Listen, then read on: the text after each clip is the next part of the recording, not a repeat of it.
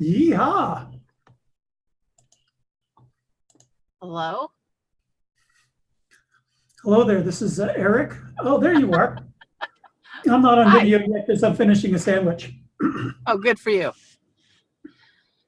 Sandwich Hello. sounds good. Hello.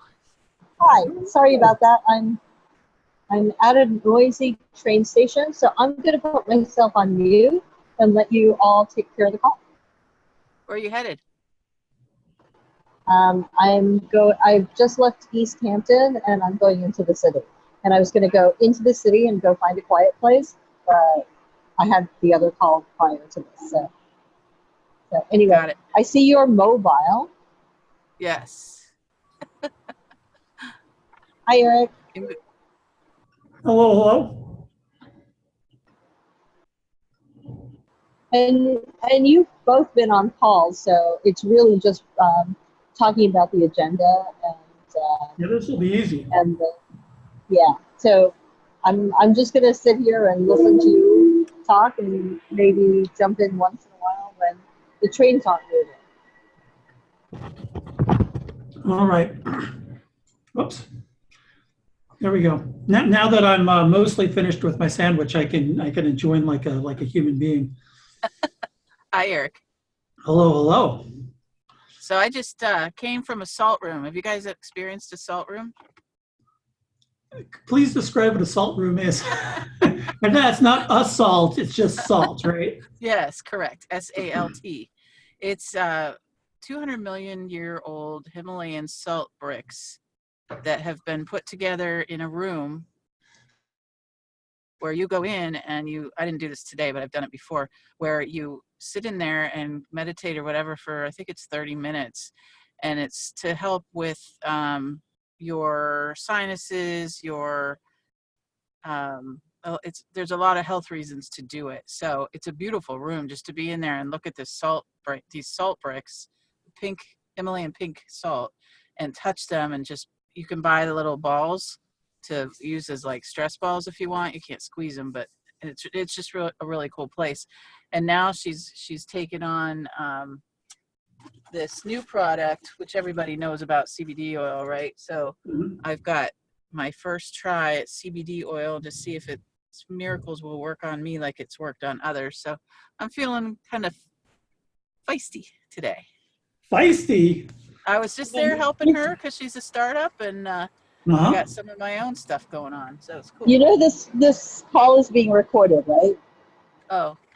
Are we allowed to say the things we were just saying? Can we edit this out? And we've been joined by somebody else. Who's in the 305 area? Would you like to announce yourself? Hi, this is Jose Alvarez from Prospera. Oh, Hi, sweet. Jose. Hello. And we have Beth Zimmer, Cecilia Wessinger, and myself. I'm Eric Rins-Whitmore on the call as well.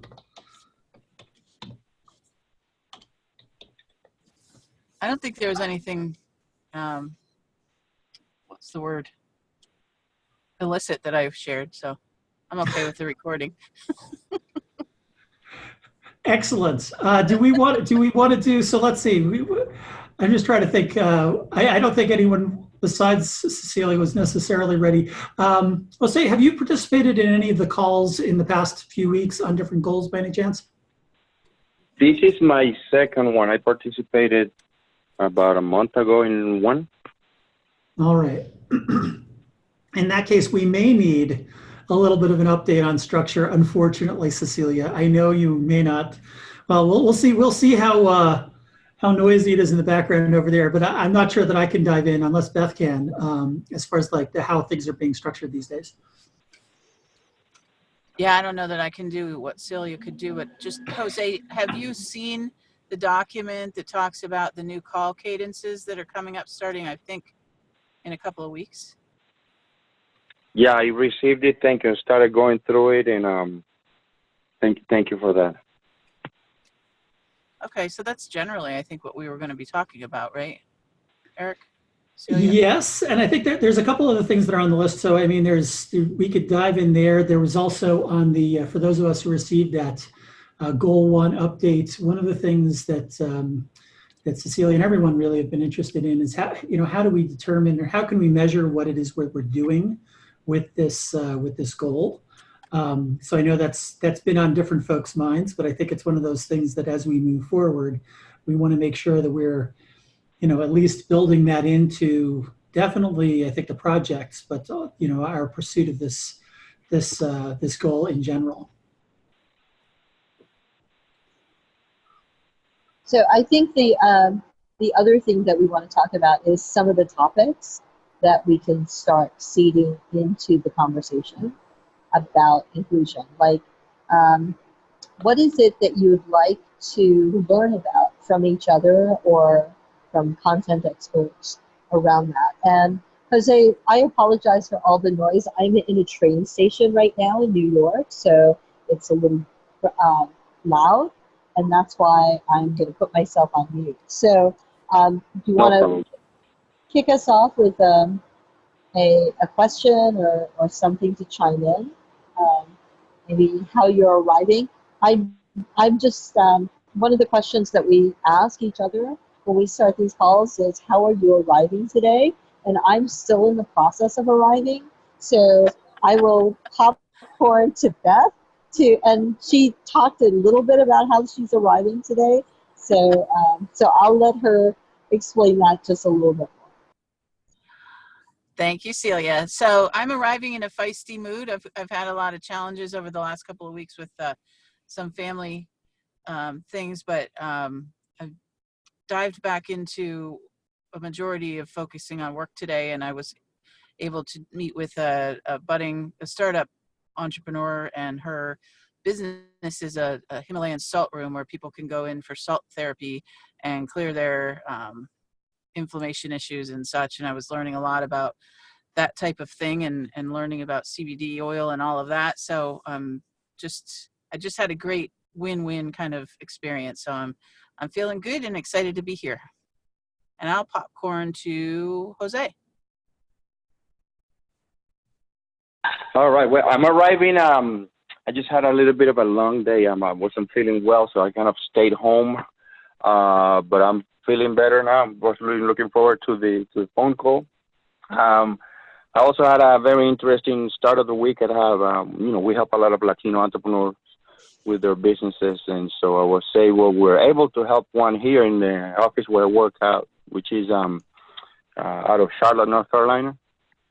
So we're able to secure a couple one micro loan for him. So that was the start of the week, and he was super happy and super excited about it. So my batteries were recharged at the beginning of the week. Awesome. That's always good. I'm not sure, you're just on phone there, so I'll dive in. I'm pretty fired up, I think, about this topic in general. It's something that, and specifically around how do we measure what's going on. So I'm involved with some projects here in Albuquerque, both within the city of Albuquerque, but also as part of this ESHIP Communities initiative that Forward Cities has partnered with the Kaufman Foundation on. And we're still, I think, on the early stages of digging into how we measure how successful we are, and beginning to look at, how are other communities looking at that. So the good thing is that we're at the early stages of that, and maybe that makes for useful conversations, I think, with this group here. Yeah. So can I ask? Can I ask what challenges people have had around inclusion in the last couple of weeks? Is there something? I'm getting ready to take a course next week on cultural competency and unconscious bias, and one of the interesting things about the cultural competency course that I'm taking is it looks at 10 different values that we have relationships with. So I'm curious to get your thoughts. So in thinking about the relational things of certain cultures with things like time and ambiguity and authority and collectivism versus independence or individualism, and there are certain groups that are prone to having a loose relationship with time. You know, you hear terms like island time or colored people time or things like that, and I don't think that's. I think that sometimes we phrase it really badly, but it's also something that you find in a lot of clusters. One of the interesting things I've learned along the way is they put certain groups together um, that I knew the correlations, but I didn't really think about it. So talking about confusion Asians, those are people from China, Korea, Japan, Taiwan, as opposed to like Southeast Asia, because it's a very different culture, although it's all Asian, or looking at Latin Americans and South Americans versus European Latins. And the interesting part was finding out that they clustered, and I knew this, but clustering Argentina with European Latins as opposed to with South American Latins. So I'm curious to know if you've had any challenges in the past week or two that you'd like to talk about or could discuss on the call, and maybe leading that to what would help you in our peer learning segment of the calls going forward. Like what would help make you more aware, knowledgeable, comfortable in talking about inclusion. So that's a lot. Then that's because I'm in between trains. So now it's back.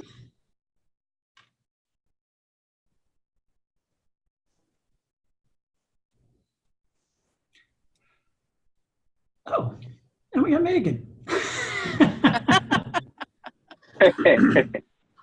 So yeah, we just so Megan's just joining us. Yes, Forge North. We're just on some emails before. No, maybe not. No, a different Megan. I'm sorry. No, this is Megan from Forward City. Oh, fantastic.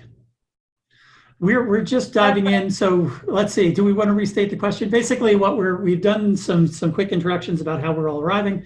The next step is Cecilia was bringing up, the question of training and the topic of cultural competency and how does that play with our work. I'll just say I think to me it's one of those things that I think it's almost a foundational skill that we have to encourage ecosystem builders to have and to think about it. Personally, I don't think you can really be an ecosystem builder if you don't have some awareness of the topic around topics in cultural competency. And I would highly recommend some training in that regard. There's some other challenges that I'm facing here that are, maybe a little upstream from that, but yeah, I think that's a key one, and that's certainly on my short list of topics that I'd want to include here. Megan, you're just diving in. Would you like to share how you're arriving today? Yeah, thank you. So I have been consulting with Forward Cities for about 6 months, and then have taken on a permanent role as the ESHIP communications manager. And our work is all about diversity and inclusion and ecosystem building.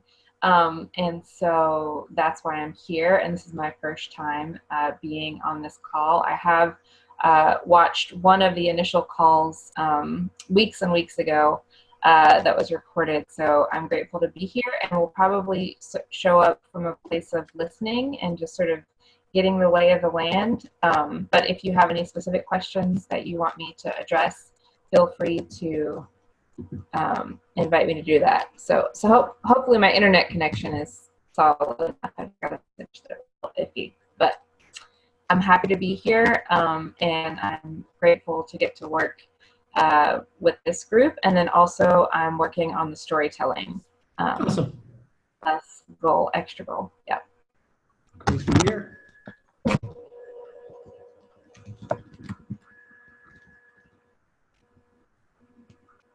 So I can share a challenge that I've come across this week if you're interested. I think we're having a big event called Erie Homecoming in a couple of weeks, and it's all around bringing expats into consider the opportunity zones opportunities. And Ben Carson is one of the speakers that's coming. So his people have reached out to the president of our NAACP, who I happened to run into yesterday, and he's taking some flack from his community, the Black community around Ben Carson. Is, the assumption or perception that Ben Carson is wants to use him in other markets to help his campaign or what have you. And this NAACP president is like, I'm going to give him the benefit of the doubt, but you can bet I'm going to be asking for him to help in his entrepreneurial projects that he has going on. He has an incubator industrial park that he's acquired that he hopes to build a bunch of several micro businesses out of in the Black community. So it's an interesting challenge where he's trying to engage in something that can give some decent exposure to from his perspective, but he's taking the flack from his own community there.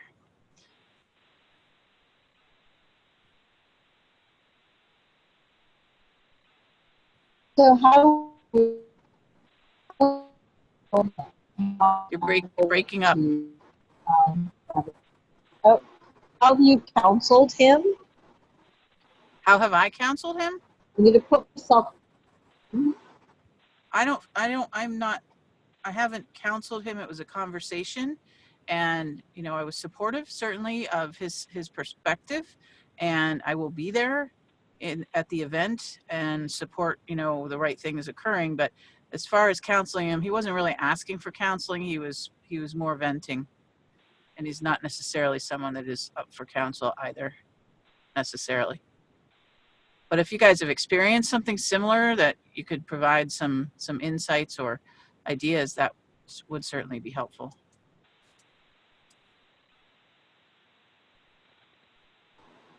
I think that's an interesting thing, to try to walk that line between being the person that listens and then being able to influence without, like, the counsel part, because you said he's not open to counseling, he's not seeking it, but there are always people who share the challenges that they have. And it's a very fine line, right? How do you talk to somebody about the thing that they're challenged with and still not be able to, like, you want to ask people sometimes. So I understand that you're sharing the challenges that you're having. Did you want input or advice, or did you just want someone to listen? I think I'd like to have input and or advice in the case that I have an opportunity to talk to him again before or during the event and ask the right questions.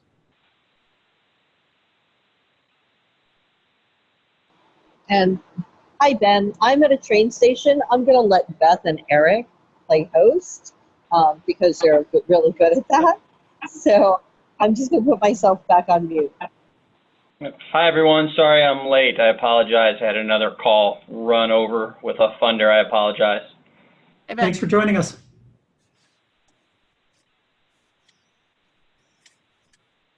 So let's see. Go ahead, Eric. Oh, we were sharing some challenges around sort of, I guess the kickoff was on the topic of cultural competency, and I'm having some difficulty, I think, with connectivity here as well. So that's why I've shut off my video for right now, since it seemed like it was stalling or lagging. But talking about some of the challenges or recent challenges we've had in and around inclusion, partially maybe specific to cultural competency. But I think if going kind of around the room as far as recent challenges we faced, I think that's kind of a reason or a good starting point for some discussion. I think so, and I'll just share. So the challenge that I'm facing right now, I think we've done a pretty good job with many of the different partners we've got around the cultural competency piece. So there's general awareness. You know, we can all do better, definitely. I think general awareness is good. What I think our current challenge is, it's sort of not understanding or respecting the kind of the power structures and power dynamics that come from between large institutions. I work for the city of Albuquerque, but some of the other people in the room are funders. And so when funders are talking with a service provider or individual entrepreneurs, or we've got organizations like mine that's in that conversation, the answers and feedback that you often get from the service providers or from the entrepreneurs can be colored by, you know, they don't want to piss anybody off. they don't want to make waves. They want to, you know, continue whatever funding stream or whatever relationship, and that doesn't lead to the healthiest relationships possible. So I think one of the things I'm looking for right now is how do we do a better job of building awareness, but also respecting that we have those same kinds of issues.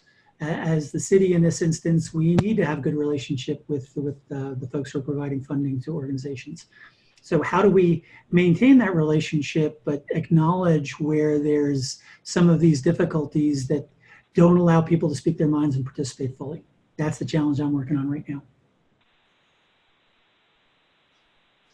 Eric, what have you guys done around, was there a step-by-step kind of process or phasing in of an inclusion strategy? And what were those, if there were or are? Let's see. So there's not one overarching strategy in this regard. There have been a couple different efforts that I think that have come in over time. And the ESHIP communities piece with Forward Cities is kind of the next wave of that. So that's one of the things that I'm helping us prepare to do a better job of.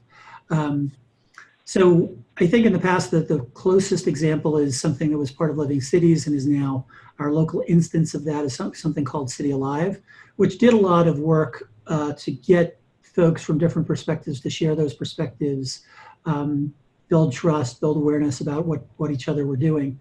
And I think that did a good job. It didn't necessarily have as much education called out as such at the very beginning of that. So I think each of the different committees found their way. And what I'm looking to do right now is how do we take what we learned from that process and apply it to the next instance? If that makes any sense. It does. I'm doing a lot of shrugging over here, but it's all, you know, but you can't see that. How about you, Jose? Have you had that experience or some experience in this? Well, it's kind of related to that. The issue that I'm having here, that when I'm struggling with in the Charlotte market, is I've had such a great experience with other organizations offering similar services, creating partnerships that really wanted to have an impact in the ecosystem. But then there are others who kind of don't see why you should work together, even though they don't say to you in your face. And, you know, we're such believers in ecosystem builders that, you know, we create relationships just because at the end of the day, the end user is going to benefit from all these organizations. But then others don't see it. And I struggle personally a lot with that because why do you want to work with us? I mean, we're not taking, I mean, you shouldn't feel jealous. I think some of them kind of feel jealous because they might think we might take their funding away, which we are very clear about that, you know, we're not going to do that. But still don't get it. So that's what I'm struggling with. Like I said, I mean, the majority, I mean, I would say out of 10, about 6 work with us, and the other 6 say they want to work with us, but at the end of the day, they don't. So, you know, we tried really ways to make them see it at the end of the day, the end user is going to benefit from it. So we should work together. So, and we try to tell them in nice ways, in different ways, but, you know, some of them just don't listen. And it's frustrating. So is this work around equity and diversity and inclusion, or is it ecosystem building overall? No, it's overall, it's actually a little bit of both because what we're doing is, we're helping these small business owners, especially immigrants from Latin America coming here. So they don't know anything about what's available in the ecosystem. So our job is to tell them, okay, this is how we're going to help you this way. But by the way, there are these other organizations that you can work with. And so, some of them might not take care of our clients. Some of them might receive them well. So I guess it's just a little bit of both. Okay. Thank you. How about you, Ben? Yeah, I think where those sort of intersect and resonate for me, both what Eric and Jose were describing is BioSTL is a larger, more mature, been around longer entrepreneur support organization, and so where we've been working to try to catalyze both sort of direct entrepreneur support for women and entrepreneurs of color and sort of ecosystem-wide collective impact-like efforts and discussions with Forward Cities and others.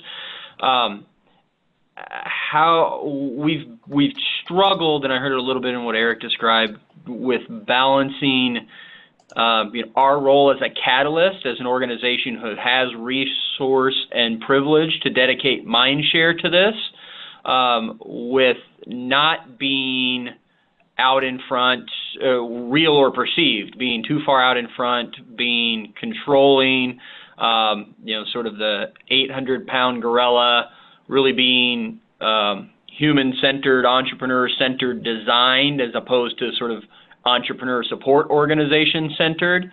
And candidly, we've spun our wheels for a long time on that. We're still trying to figure out how to really make that pivot.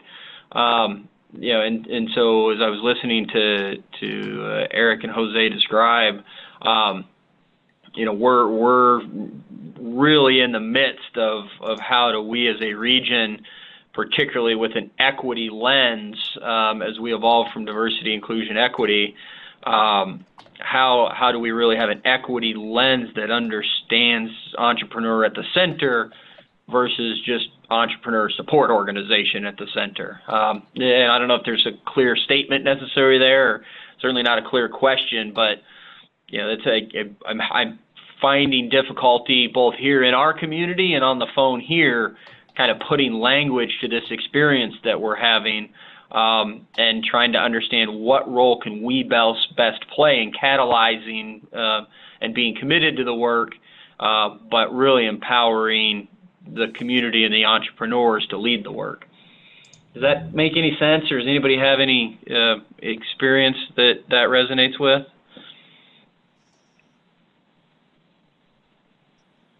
Well, it totally makes sense, and it's a complex opportunity. I think, Eric, you may have been saying something, but you might be muted. You're right.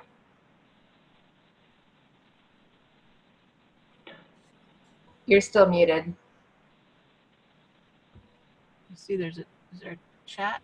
Interesting. No, it's it's behaving differently than usual. I was just saying, what I kind of like about the conversation is it's getting to Cecilia's recent blog post. It's messy. We're all, I think, grappling with some of these kind of similar issues. So from that perspective, it's good to sort of have this kind of discussion and see, are there things we can learn about how do we deal with these challenges, wherever we are.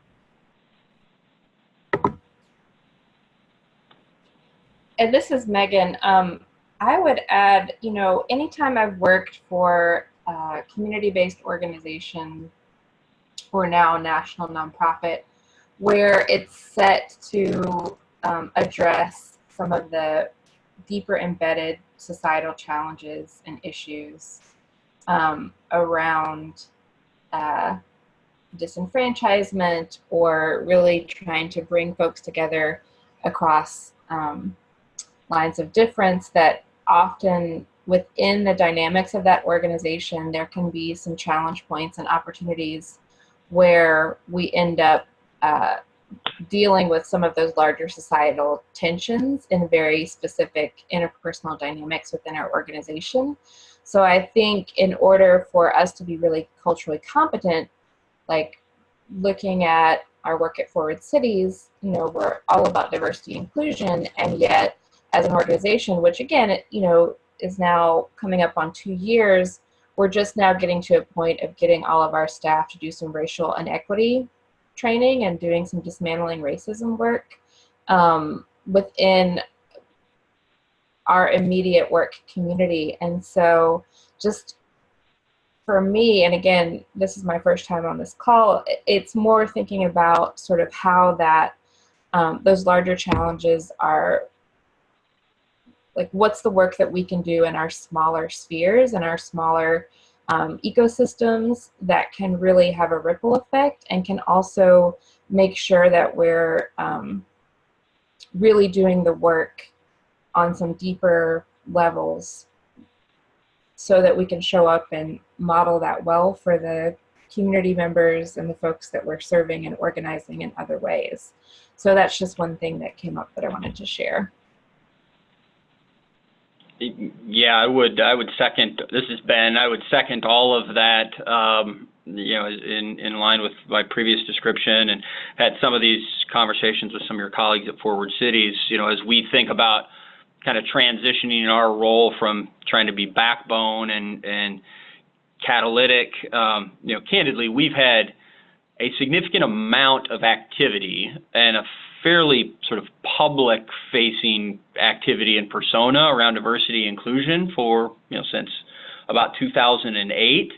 But if we're being honest, and we're trying to be more honest, you know, it was relatively siloed within our organization, separate from our adjacent to, at best, probably separate is the right description, from our investment portfolio and some of our other entrepreneur support portfolio activities.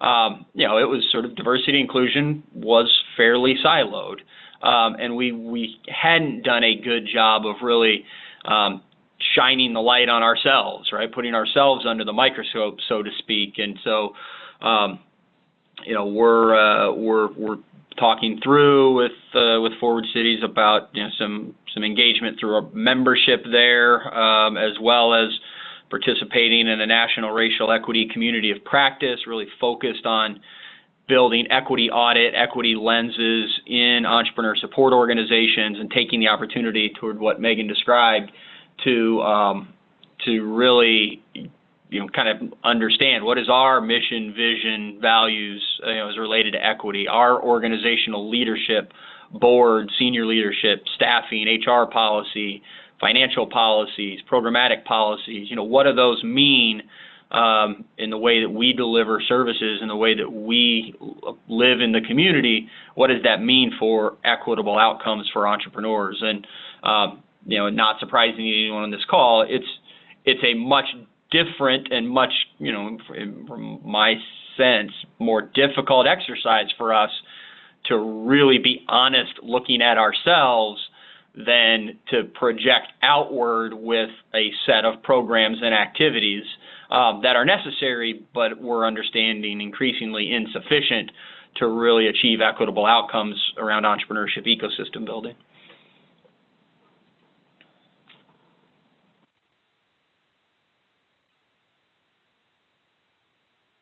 I'll just say that's great stuff. Yeah. Yeah, thumbs up, or you know, I think that's so important, and I think a lot of organizations don't necessarily get that. So it's, yeah, so it's healthy and a little, you know, inspiring to hear organizations when they do recognize, hey, you know, we thought we were doing maybe the right thing, and we did these things that were good, but it's not. We haven't been doing it in the best way we can, and continuing to work towards doing that better. I think it's really good to hear that.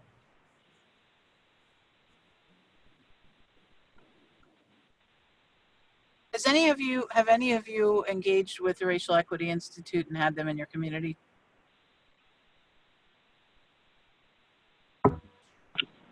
This is Ben at BioSTL. We've looked at some of their stuff. We haven't engaged with them directly,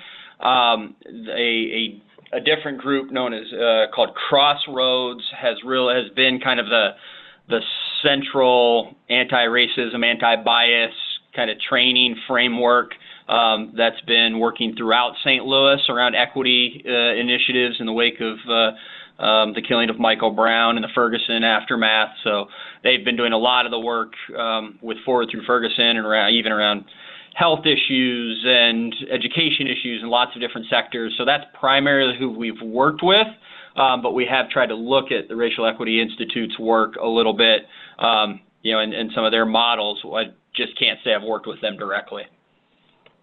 Thank you. And here we've done, go ahead. No, we haven't worked with them directly here in Charlotte. There is one organization called Queen City Unity, and they are the ones who are kind of leading the way in that area. And we started just talking to them recently. So, are they local to Raleigh? They're local to Charlotte. Oh, sorry. You knew what I meant. No problem. I get that a lot, so no worries. Here we've been working with, I've only just scratched the surface with Racial Equity Institute. The organizations we've been working with, and they combined, I forget how long ago, but Race Forward and the Government Alliance for Racial Equity. We've been working with them as far as, both, racial equity training, inherent bias training, those kinds of things within city government. And then also looking at how we can apply some of the tools that they have to not just what's going on in government, but some of the nonprofit work around ecosystem building. Okay.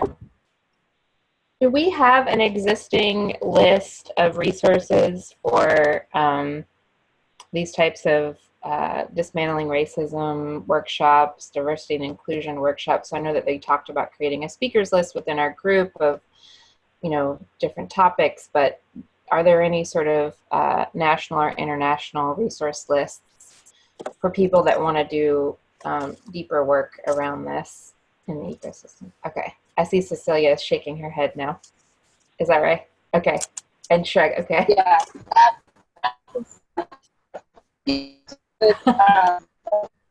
I do. I think that as we share resources with each other, maybe curating a list that advocate or that we advocate for personally. I'm not really hearing people. I was really bad, so I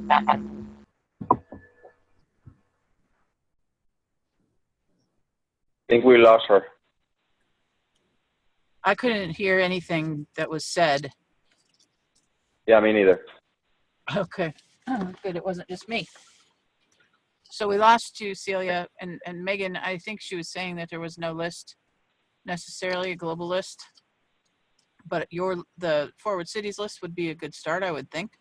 The reason I was asking, the reason I was asking about Racial Equity Institute is that, I was exposed to them at the Forward Cities conference a couple months ago, and somebody had said that having them come in to kind of set a foundation or set a baseline around putting the community all on the same level with regard to what it is, what are the issues, what are the challenges, what are the vocabulary, and all of these kinds of things, just to set that baseline or foundation so that if and when we are have the ability to start a Forward Cities type initiative, we're all kind of on the same page. So I'm looking to confirm that that's a intelligent way to go about things, and whether it's with REI or one of the organizations that you folks have mentioned, I'd just like to understand what that kind of process looks like, and looking for, some best practices, if you will. Yeah, I first of all, and there's some other stuff that's going on in the chat window, which we'll try to save before before the video and the recording shuts off. But I think in addition to curating or putting together a list of resources, I think helping folks understand the process of how would you do this in your community if you're inviting one of these organizations to come in and help, what does that look like? What does that engage? What's the shape of that engagement? What kind of homework should you probably do beforehand? Those kinds of things. I think that would, in order to get the best impact within your community or your ecosystem, I think that would be super valuable. Yeah, agreed. And I don't want to just have someone come in and talk and get people all riled up and then have no call to action from there. So, you know, I want it to be a kind of, this is the first step of many as we move towards solving this problem that's going to take many years to solve.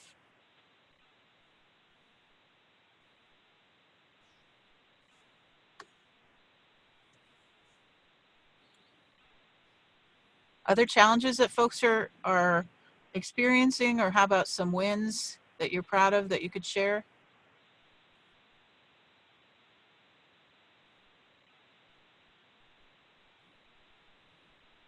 There is this is Jose. There is a one of the early wins that when we expanded our office here to Charlotte, which was 2 years ago. We started conversations with pretty much everybody, just introducing ourselves. And what I found really striking in a good way was how the city was willing to understood this whole ecosystem building, and so they embraced us as a new local organization to help tackle this whole upward mobility issue and embrace us as part of their official roster of organizations to provide support to members of the city, community members of the city. And so I found that very unusual. My experience in the past with local municipalities was, breaking the ice was harder. But surprisingly, with the city of Charlotte, it was really, we became official partners.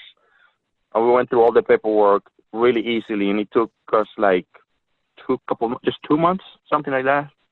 So I thought that, and they're still open-minded 2 years later. So they still understand the importance of ecosystem building and creating an entrepreneurship environment in the city. So I thought that was really, really interesting. It was great for the city. That's awesome. Thank you for sharing.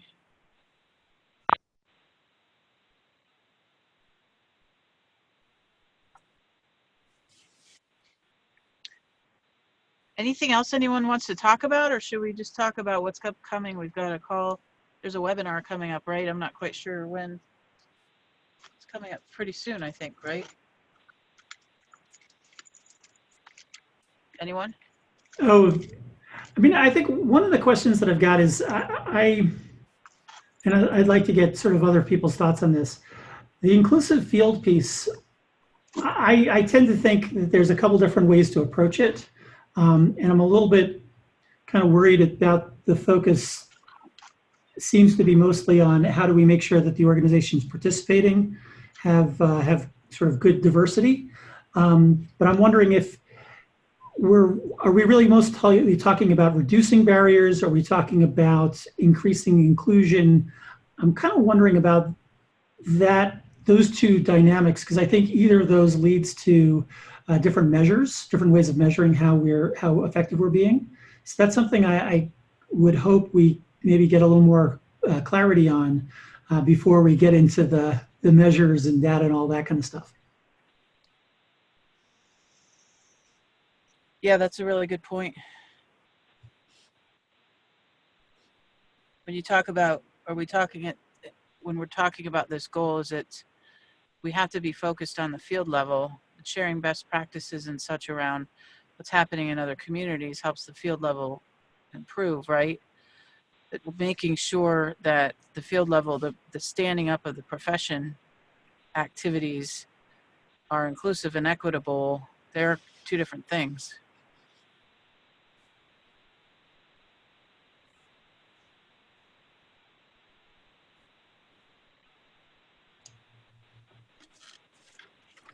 Yeah, and I may not have phrased that in anything that's even useful, but how do other folks feel about, what we're trying to do is the mission of this goal?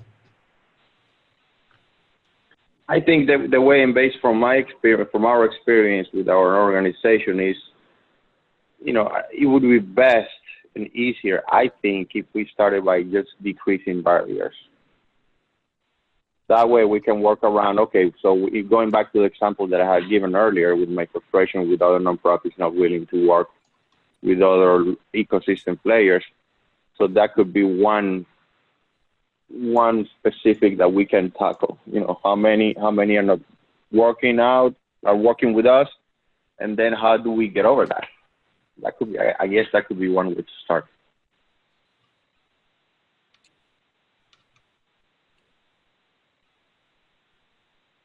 If we go back to the initiatives that are under Goal 1, there are things like having a diverse speakers bureau. And I'm blanking on the other ones. I don't have the playbook with me, and I'm not online. Except, so there's also a fellowship program for ecosystem builders and communities that really reflects diversity and inclusion as well.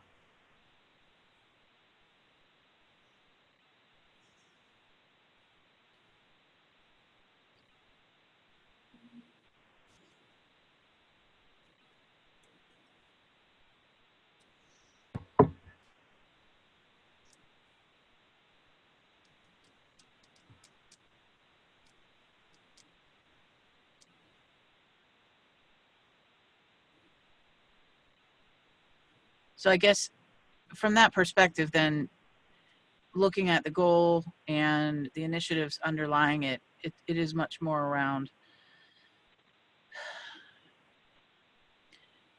if you look at the new call cadences and having the project management calls on in one call, and then having the project updates and peer learning experiences and newcomer onboarding for the other calls. I'm sorry, I'm at a loss without having the initiatives in front of me, but there's a lot of gray there, I think. Well, and I think, so let's see, and I think some folks have been part of many calls, some folks haven't. In terms of the structure of the calls, and I'll probably have this a little bit wrong, there's a little bit of an update, I think, so in terms of the call cadence and structure in the future, there's a little bit of just kind of brief update. Then there's updates from the different project teams. So working on trying to make those succinct and valuable for this group. And then I think we have probably about half of the call would be on some topic of discussion, perhaps like maybe even a mini presentation or something on one of the topics we mentioned. So for instance, talking about cultural competency, that could be a good topic to get into, and then have discussion following that. So I think we have a pretty good handle on, well, so far on the different projects that are going. But then one of the things we're interested in doing, I think, with this call right now, and some of the early calls when we start back up again, are what are the other topics that we most need to discuss? That Not makes sure sense. if I'm answering the question either. Yeah.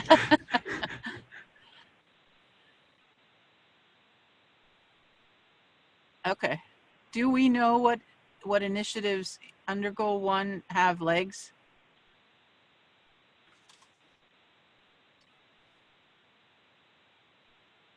I'm on the phone too, so I don't have them in front of me either. My apologies.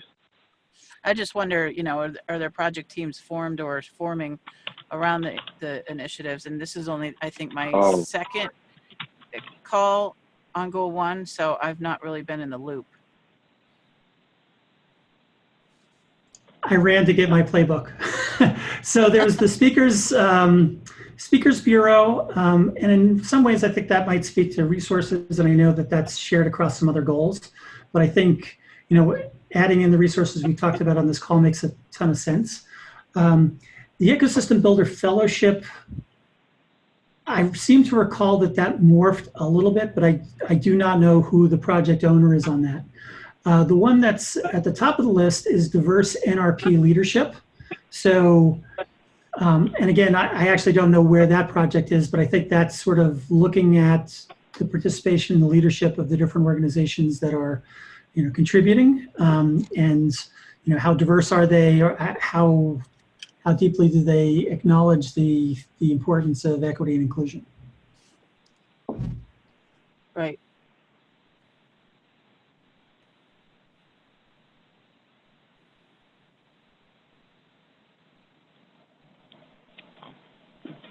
Okay. Yeah.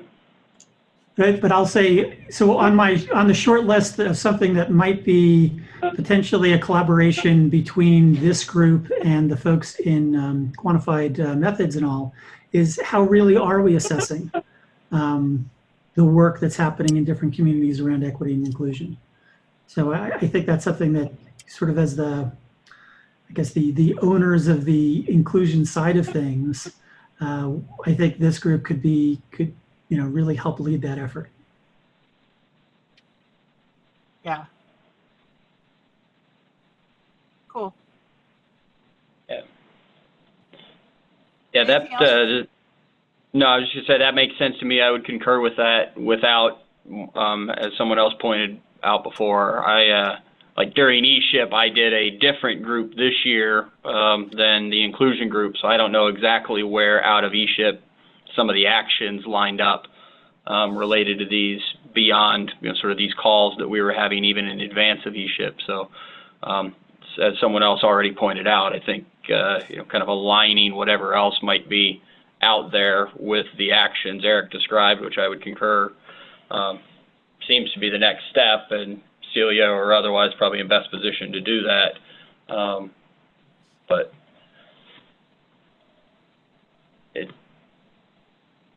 and one thing I'm just making a note to myself, I haven't found a way to actually copy and paste from the group chat, so that's disappointing. But the note that I'm making to myself is, I know that, so for instance, I captured a lot of the stuff that went on the walls related to goal 2, but I didn't do the same thing for goal 1. I know that that was all collected, and I'm not sure when the plan is for that to be shared out.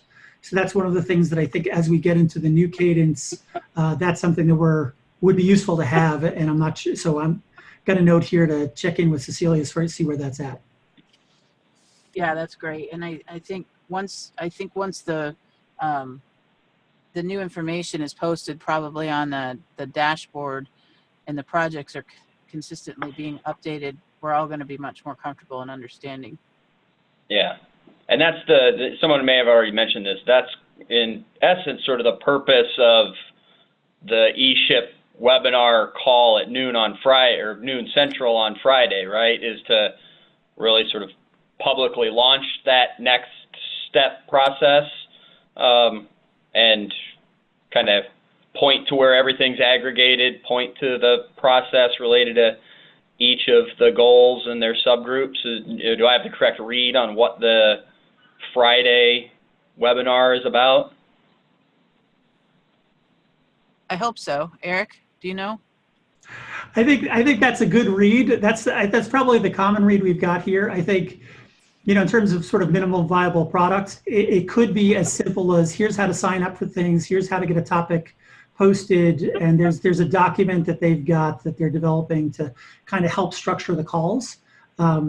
It could be more than that, but I think as a baseline, just having a way for people to get into the calls in a meaningful way and track progress and information is what we need to do on Friday. Yeah. Cool. Yeah, I'm looking forward to that. Good right, reminder. I got to make sure. So before you go, let's see, and it is about that end time. We might as well kick it into the end there. Beth, is there one word that you'd like to share with us? I'm not going to do the audacious ask, but is there one word you'd like to share with us that kind of helps inspire us for the rest of the week? Be grateful. Continuously be grateful.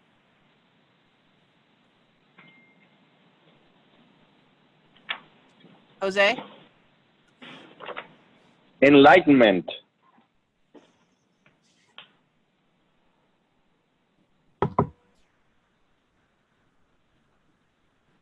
Megan? I'll take it next. Thank you. It actually cut out for a second. So what is it that we're reflecting and closing on? We're asking for a word that helps, I don't know, motivate, inspire us, inform us for the rest of the week. Inspired action, or that's 2 words. But yeah, taking inspired action and making sure that the seeds that are planted that, or whatever we were sparked by, that we can each take some follow-up action on. And Eric. Let's see. I'll say courage. Some of this work requires, you know, stepping out of your comfort zone and saying things that you're not comfortable with. So courage. Let's see. And Ben, I think. yeah.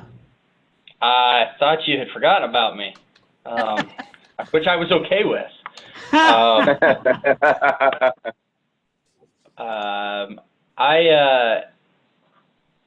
going to say transparency. That's been something I've been trying to live in our equity-related work here. Just open and honest and transparent about who we are and what we do and what our weaknesses are in this space. And I think that's helped change my and some of our perspective about how we participate in this work. So. Well, I'm just going to say you all are inspiring me, so I'm very grateful as well. Any final words, Beth? Any thoughts? Or are you out the door? Or Yeah, I've driving? got to run, but it was Okay. great catching up with all of you, and I'll see you soon, Friday at noon. All right. Yep. Thanks, everyone. Appreciate Thanks, it. Take care, everyone. Bye. Thank you. Bye-bye.